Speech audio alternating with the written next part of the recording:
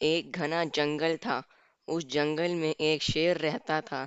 शेर बहुत क्रूर और शक्तिशाली था।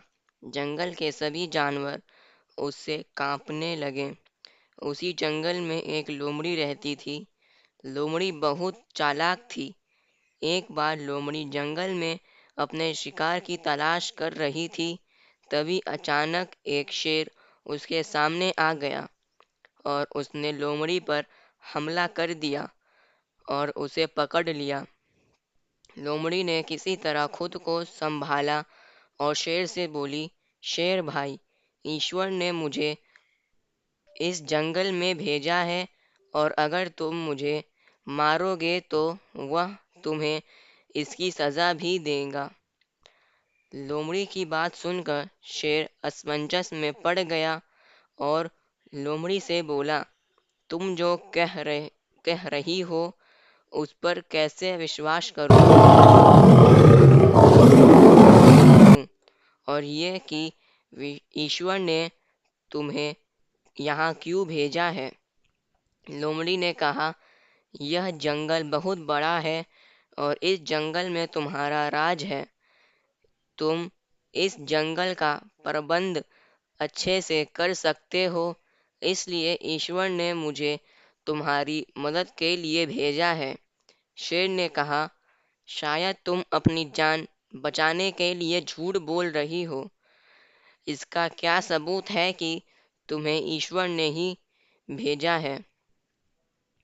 लोमड़ी ने कहा, मैं एक लोमड़ी हूँ और जंगल के अधिकांश जानवर मुझसे नहीं डरते, किंतु मुझे देखकर जंगल का सबसे बड़ा जानवर भी मुझसे दूर भागता है। यदि तुम्हें यकीन नहीं है तो मेरे पीछे आओ और खुद ही देख लो। शेर लोमड़ी के बातों पर यकीन कर उसके पीछे पीछे चलने लगा और जैसे ही कोई जानवर मिलता वह लोमड़ी को देखकर भाग जाता। अब शेर को यकीन हो गया कि इस लोमड़ी को ईश्वर ने ही भेजा है। असल में हुआ यह कि लोमड़ी के पीछे शेर था। जंगल के जानवर शेर को देखकर भाग रहे थे, जबकि शेर समझ रहा था कि जानवर लोमड़ी को देखकर भाग रहे हैं। अब शेर भी लोमड़ी को सम्मान देने लगा और उसे अपना प्रमुख सलाहकार बना लिया।